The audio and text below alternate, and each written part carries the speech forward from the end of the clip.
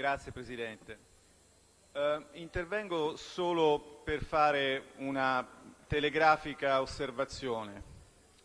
Come sapete sono arrivato qui da una carriera di ricerca scientifica in un altro campo.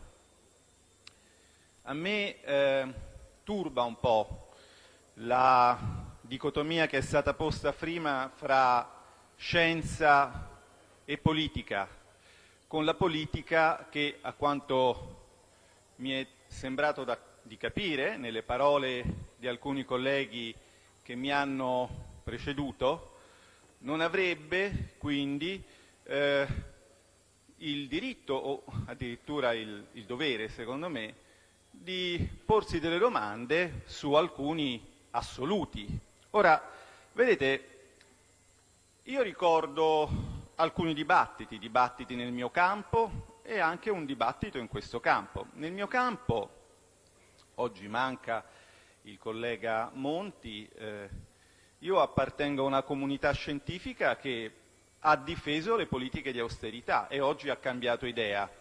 Forse anche lì erano coinvolte le vite dei bambini, almeno a giudicare da quello che oggi ci riportano le riviste scientifiche di un altro campo, quello medico, quello epidemiologico.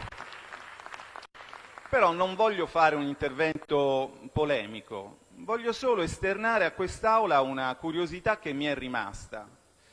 Siamo in un anniversario di un conflitto mondiale e quindi a me viene in mente la linea del Piave. La linea del Piave era stata attestata a 12 vaccini, poi improvvisamente è arretrata a 10.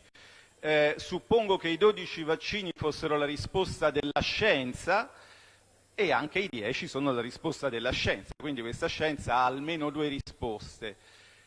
Vedete qual è il punto? Qui nessuno contesta il fatto che prevenire sia meglio che curare. Magari qualcuno potrebbe contestare il fatto che il costo della prevenzione è aumentato a seguito di altre scelte.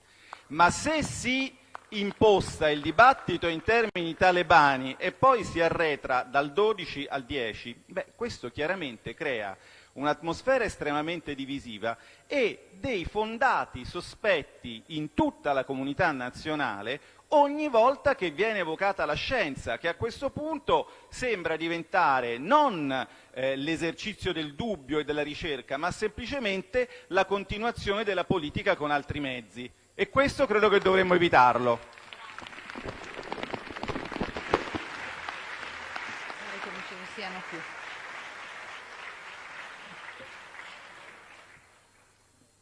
Pongo in votazione